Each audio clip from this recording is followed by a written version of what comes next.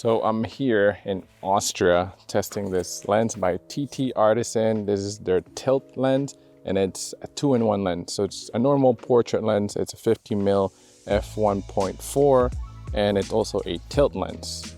And it does this. And this is a very interesting lens because you can use it as a portrait lens and it's at f1.4. Normally the budget side tilt lenses come at f2.8 and this one at about $200 is a really interesting offering. And we'll find out in this video whether you should consider it and whether you should get it if you want to play around with tilt lenses. So a tilt lens allows you to adjust the angle of the lens relative to the camera sensor, and that is known as tilt, and it helps control the plane of focus or enhance the depth of field. Tilt lenses are commonly used in architectural photography to correct distortion, and also in landscape if you want to keep foreground and background all within focus. Another fun use of these tilt lenses is that you can adjust the plane of focus and make photos, real life stuff look like toys or miniature. And that is a really cool effect and fun thing to play around with. The TT Artisan 50mm does not feel cheap at all. There are a lot of moving parts compared to a normal lens, and this is made of metal and it has a little bit of weight to it. It feels sturdy, and I also like that it's kind of short. The minimum focusing distance is 19.7 inches or 50 centimeters, so it does not have macro light capabilities, unfortunately. So on the rear mount of the lens, you get this little pin that you can control the degree from 0 to 345 degrees. Make sure you lock it before you mount this on a camera though, because otherwise you think you're mounting your camera, but you're just moving that rotation. Next, you got this little knob that controls the tilt. So you can unlock it and you can go from an extreme to another extreme. And this is really fun to work with. And next we got the focus ring, which is nicely dampened and it feels quite nice, as well as the aperture ring, which is declicked. And it's really nice and smooth as well, nicely dampened. And there are focus gears on both of these rings, which is great if you want to mount a follow focus and stuff like that. Look at these views, amazing. And the trails are quiet today, and I'm a shy person, so I'm doing the talking head here as opposed to in Vienna. So for the normal untilted use, this tilt lens is an okay lens. Wide open is not very sharp, but unless you're pixel peeping, it's actually not too bad once you start stopping down.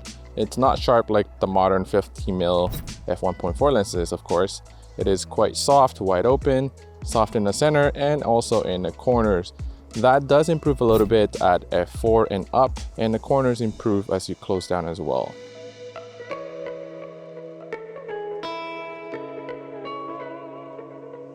And the bokeh is not perfect, but I actually kind of like it. It feels like it has a little bit of character and texture to it. I feel like this lens has a little bit more character in general due to its imperfections. And when tilting to its max, you can sometimes find a little bit of that swirling bokeh too, which also adds to that character of the lens. But tilting it all the way too far makes for softer images and more vignetting. Although flaring seems to be controlled, ghosting was not so much. There is still some artifacts that I can see at certain angles, and at times it can be quite distracting. There's also quite a bit of barrel distortion and a bit of purple fringing in high contrast places. There's also a little bit of color fringing on out of focus edges. So extended depth of field for architectural or landscape photography. I feel like this lens is okay for this purpose. If you're serious about this specifically, then this lens won't cut it. Stop down sharpness is okay in the middle, but when using the tilt, there is vignetting and an overall soft image. There is also a lot of barrel distortion in my opinion, which is not great for architecture, but should be okay for landscape, like this. The most fun part of this lens, in my opinion, is to use it as miniaturization to make things look mini and tiny, like a toy, like tiny objects. It's a really fun way of doing that, and it makes things that look larger than life look like it's miniature, and that is pretty fun to experiment with. You can also contract the depth of field for portrait photography or for any kind of photography. You can adjust sort of like a slice of focus in your image. For example, if you just wanted to focus in the eyes, you're able to do that with this tilt lens.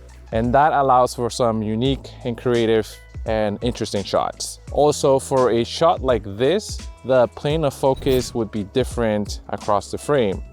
But with something like this, you're able to adjust it so that the focus is right in the middle, so that all of these objects are in focus, as opposed to shooting this image with the normal lens.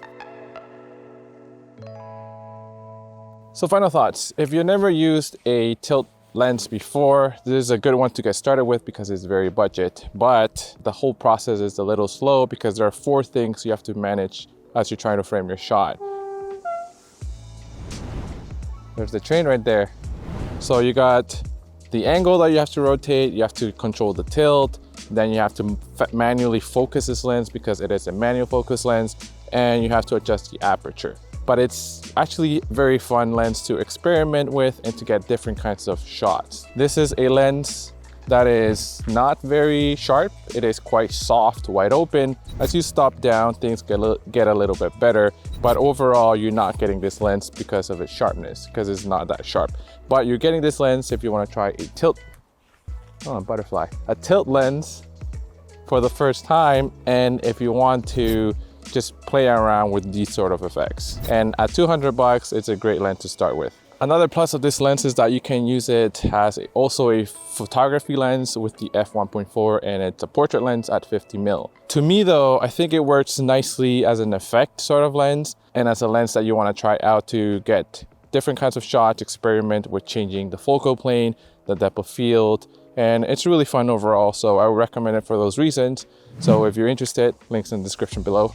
We'll continue enjoying Austria, and I'll see you back in Toronto, Canada.